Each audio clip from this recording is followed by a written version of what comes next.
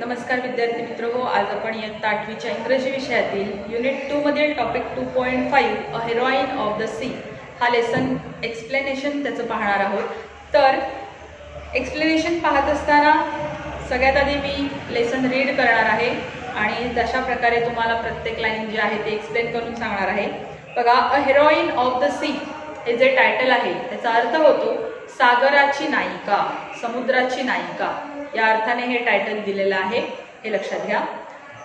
Around the rocky coast of England stand many lonely lighthouses, their lights shining across the sea, warn sailors at night of dangerous rocks. When they see the light sailors take their ships far out to sea, but sometimes fire storms drive ships onto the rocks. This is the story of a brave girl and of a shipwreck on the rocks one night in 1838. बघा, इंग्लंडच्या खडकाळ किनाऱ्याभोवती अनेक एकएकटे दीपस्तंभ उभे आहेत. त्यांचे समुद्रावर चमकणारे प्रकाशझोत खलाशांना रात्रीच्या वेळी धोकादायक खडकांचा इशारा देत असतात. म्हणजे समुद्रातले ते दीपस्तंभ आहेत, ते दीपस्तंभ खलाशांना योग्य मार्ग दाखवण्याचं जणू काही काम करतात आणि ते दिवे पाहिल्यानंतर खलाशी आपली जहाजे समुद्रात दूर नेतात. पण कधी कधी भयंकर वादळ जहाजांना खडकांपर्यंत वाहवत आणतात. 1838 सालच्या एका रात्री घडलेली एका शूर मुलीची आणि खडकावरील एका जहाज फुटीची ही एक घटना आहे. Grace Darling was the daughter of a lighthouse keeper. She had lived all her life in lonely lighthouses far away from towns and cities. There was not even a village near their home.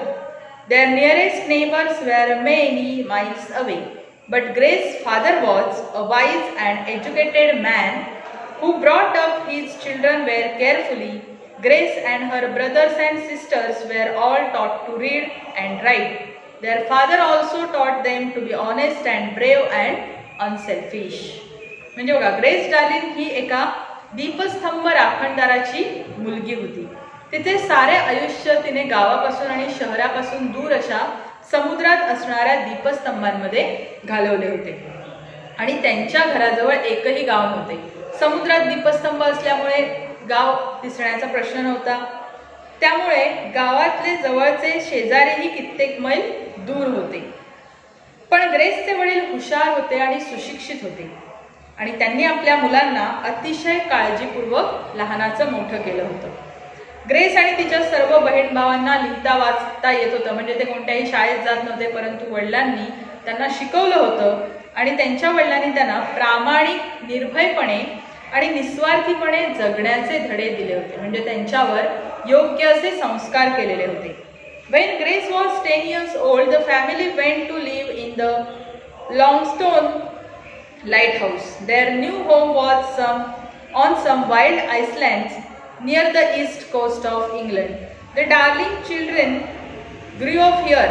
When they were older, they left their lonely home one by one and found work in the cities. At last, all of them had left the lighthouse except Grace, who stayed at home to help her mother and father. She had not grown very tall. She was only a little woman, not at all like her father, who was more than 6 feet tall. Grace 10 वर्षाची जेव्हा होती तेव्हा सगळं कुटुंब लॉंगस्टॉन दीपस्तंभामध्ये राहायला गेलं, जे कुठे होतं, इंग्लंडमधून दुसरीकडे आहे. आणि त्यांचं नवघर हे इंग्लंडच्या पूर्व किनाऱ्यावरील कुठल्याशा निर्जन बेटावर होतं. डार्लिंगची सगळी मुलं तिथेच मोठी झाली. मोठी झाल्यावर सगळी मुलं एक एक करून शहरात काम शोधण्यासाठी निघून गेली आणि ते घर एकाकी सोडून गेली. परंतु सगळेच जण दीपस्तंभ सोडून गेलेले होते. फक्त ग्रेस मात्र आपल्या आईवडिलांच्या मदतीसाठी मागे राहिलेली होती. तिची उंची फारशी वाढलेली नव्हती, ती लहानपुरीच होती. म्हणजे तिची उंची जास्त नव्हती, ती ठेंगणी होती. ती अजिबात तिच्या वडिलांसारखी दिसत नव्हती, कारण ते चांगले 6 फुटांपेक्षा जास्त उंच होते.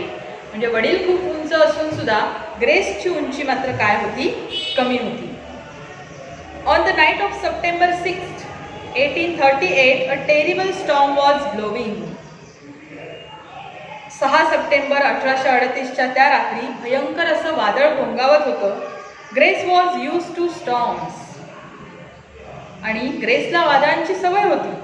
शी herself was warm and safe in the big lighthouse, but she was always unhappy about the poor sailors who were at sea in the storm. म्हणजे बघा, ती स्वतः मोठ्या दीपस्तंभामध्ये आरामात आणि सुरक्षित होती, परंतु जेव्हा जेव्हा समुद्रात अशी वादळे यायची तेव्हा मात्र तिला समुद्रातून प्रवास करणारे जे खलाशी असायचे, जे जहाज घेऊन जाणारे असायचे, अशा लोकांविषयीची आठवण येऊन ती दुःखी व्हायची. She did not know that a terrible thing was happening that night. That night, a ship was wrecked upon the rocks. Grace and her parents did not hear the sound of the crush. The noise of the wind and the waves was too loud. They could not hear anything else. But a ship called the Forfarshire had hit the rocks a mile away from the lighthouse. Most of the passengers were drowned, but 9 men and women were able to climb onto a rock. The wind nearly blew them into the sea as they clung to the bare rock. In the distance, they saw the warm light of the lighthouse, but the chorus of their shouts and screams were not heard. All night they clung there in the storm. म्हणजे बघा, त्या रात्री काहीतरी भयंकर घडणार आहे याची तिला कल्पनाही नव्हती. त्या रात्री एक जहाज खडकांवर आदळून फुटलं होतं. ग्रेस आणि तिच्या आईवडिलांना त्या धडकेचा आवाज ऐकू आला नाही, मात्र वाऱ्याचा आणि लाटांचा इतका प्रचंड आवाज येत होता की त्यांचं दुसरं काहीही ऐकू येत नव्हतं. आणि फार्कशायर नावाचे ते गलबत दीपस्तंभापासून मैलभर अंतरावर खडकांवर आपटलं होतं. बरेचसे प्रवासी बुडाले होते, पण पुरुष आणि स्त्रिया मिळून 9 जण मात्र खडकावर चढू शकले होते. वाऱ्याने त्यांना समुद्रात जवळपास फेकलेच होतं, पण ते कसे बसे त्या खडकाला लटकून राहिले होते. दूरवर त्यांना दीपस्तंभाचा उबदार दिवा दिसत होता, पण त्यांच्या आरोळ्या, त्यांच्या किंकाळ्या तिथपर्यंत जाऊन पोहोचत नव्हत्या. ते रात्रभर तसेच त्या वादळात खडकात धरून राहिले. Next morning at 6 o'clock Grace was dressing. She looked out of her window and saw the storm was still blowing. Suddenly she stopped. Wasn't there something on the distant rocks calling her father? She looked again. Yes, there were certainly people clinging on the rocks, but they were half under the sea. म्हणजे दुसऱ्या दिवशी सकाळी 6 वाजता grace तयार होत होती आणि तिने खिडकीच्या बाहेर बघितलं तर अजूनही वादळ घुंगावत होतं. अचानक ती थबकली, थांबली. दूरवरच्या खडकांवर काहीतरी दिसत तर नव्हते. पुन्हा नीट पाहिल्यानंतर तिने वडिलांना हाक मारली आणि हो, नक्कीच तिथे त्या खडकावर काही माणसं लटकलेली होती, पण ती अर्धी समुद्रात होती. We must rescue them before they are drown, cried Grace. We must do something. Will you ever sleep again father if they die? ते लोक बुडायच्या आत आपण त्यांना वाचवलं पाहिजे, ग्रेस ओरडली. आपण काहीतरी केलं पाहिजे बाबा. ते लोक मेले तर पुन्हा आपण शांतपणे झोपू शकू का? तुम्ही शांतपणे झोपाल का? William darling was a brave old man, but he shook his head. It is hopeless, he said. We can do nothing. How can I row a boat by myself through these waves? If only I had another man here to help me. William darling हे शूर गृहस्थ होते, पण त्यांनी आपले डोके हलवले. काही उपयोग नाही. ते स्वतः म्हणाले, आपण काहीच करू शकत नाही. मी स्वतःच या लाटांवर नाव कशी वल्लवत नेणार आहे? आणि एखादा पुरुष माझ्या मदतीला असता तर हे मी करू शकलो असतो. I can help you father, cried Grace. I can row a boat as well as any man, can't I? I am small but I am strong.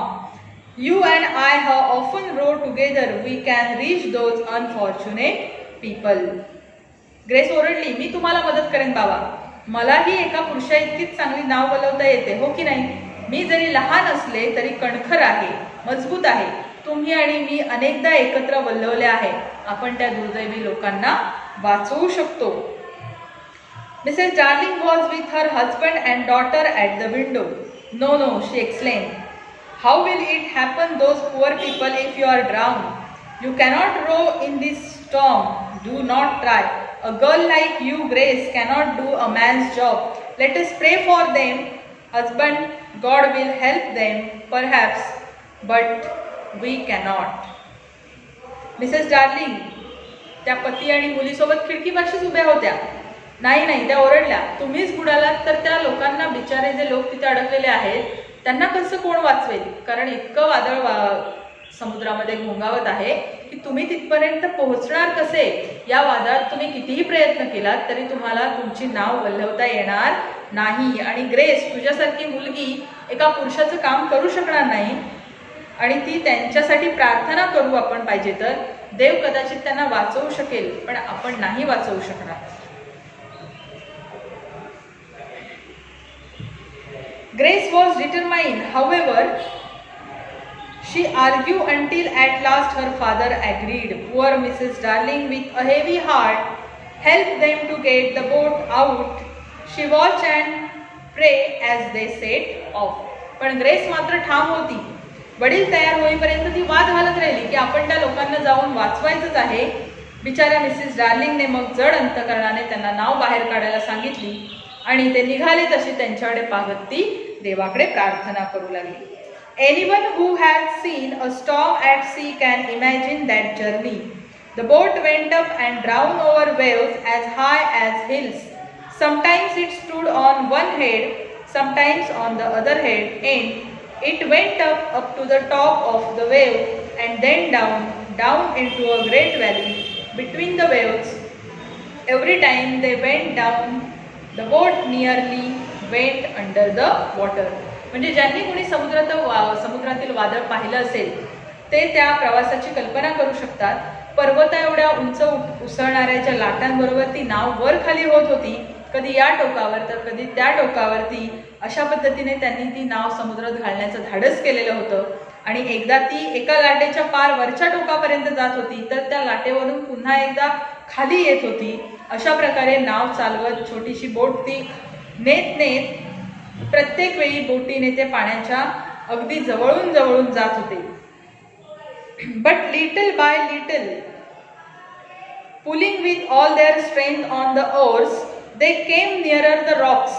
The wind and the rain were so strong that Grace could not see the men and women clinging to the rocks. She only heard their cries for help. She needed all her strength to hold on to the oar which was bigger than herself. पण हळूहळू सगळी ताकद लावून वल्लवत ते खडकांच्या जवळ जाऊन पोहोचले. वाऱ्याचा आणि पावसाचा जोर एवढा होता की ग्रेसला खडकाला लटकले ते पुरुष आणि स्त्रिया होत्या त्या दिसू शकत नव्हत्या. तिला फक्त ते मदतीसाठी करत असलेला आक्रोश ऐकू येत होता आणि त्या तिच्यापेक्षा आकाराने मोठा असलेले वल्ह पकडून ठेवण्यासाठी तिला तिची सर्व शक्ती पणाला लावावी लागत होती. At last they came close to the rocks. William Darling was able to jump on the rocks while Grace, all alone, held the two men into the boat. The two sailors from the wrecked ship were able to row. They helped the Darling during the long journey back to the lighthouse. Then Grace and their three women got out. The William Darling and the two sailors rowed back across the dangerous sea to rescue the four men still on the rock. अखेर ते खडकांपाशी पोहोचले आणि William डार्लिंगने खडकावर उडी मारली तर ग्रेसने एकटीने दोन माणसांना बोटीवर धरून ठेवले.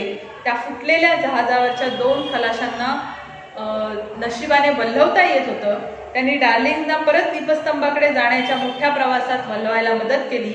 मग ग्रेस आणि त्या तिघी स्त्रिया खाली उतरल्या आणि वयस्कर विल्यम डार्लिंग आणि दोन खलाशी पुन्हा त्या भयान समुद्रात अजूनही खडकावर अडकलेल्या बाकी चौघा पुरुषांची सुटका करण्यासाठी परत गेले. Grace did not have any time to rest now. All that day she was busy helping her mother to warm and feed the rescue passengers. After several days, these passengers were able to return to their homes in England. They told the story of the brave girl and her father to their families and friends. Suddenly, Grace Darling and her father were famous. The story of their heroism was told in the newspapers. Money was raised to help all the lighthouse keepers in their dangerous, lonely lives. Grace and her father were given a special reward for their heroism. Poor Grace did not live long after the rescue.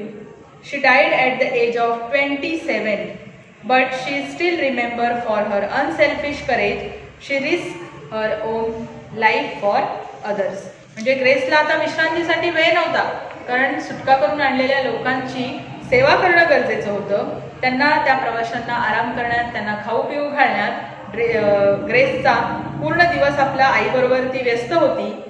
अनेक दिवसांनी ते प्रवासी इंग्लंडला आपल्या घरी परत जाऊ शकले. तोपर्यंत ते ग्रेसच्या घरीच राहिले होते. त्यांनी त्यांच्या गेल्यानंतर त्यांच्या कुटुंबियांना, त्यांच्या मित्रपरिवाराला, त्यांच्या ओळखीतल्या सगळ्यांना या शूर मुलीची आणि तिच्या वडिलांची गोष्ट सांगितली. आणि अचानक ग्रेस आणि तिचे वडील सुप्रसिद्ध झाले. त्यांच्या शौर्याच्या कथा वर्तमानपत्रातून छापून आल्या. सर्व दीपस्तंभ राखणदारांचे एकाकी व धोकादायक जीवन सुधारण्यासाठी मदत निधी उभारला गेला. ग्रेस आणि तिच्या वडिलांना त्यांच्या शौर्यासाठी विशेष असा पुरस्कार दिला गेला. आणि बिचारी ग्रेस त्या सुटकेच्या घटनेनंतर जास्त काळ जगली नाही. वयाच्या जेमतेम 27व्या वर्षी तिचा मृत्यू झाला. पण तिच्या निस्वार्थी धैर्यासाठी आजही तिचे स्मरण केले जाते, कारण इतरांसाठी तिने तिचे आपले आयुष्य धोक्यात घातले होते. म्हणजे लेसन अभ्यासल्यानंतर आपल्या लक्षात येईल की ग्रेस ही एक मुलगी होती आणि मुलगी असूनही तिने फार मोठं धाडस केलं होतं. आपल्या डोळ्यासमोर असणाऱ्या जिवंत व्यक्तींना मृत्यूच्या दाढेत न ढकलता त्यांना कसं वाचवता येईल यासाठी तिने जे केलेलं धाडस आहे, तिने जे दाखवलेलं धैर्य आहे ते फार मोठं होतं.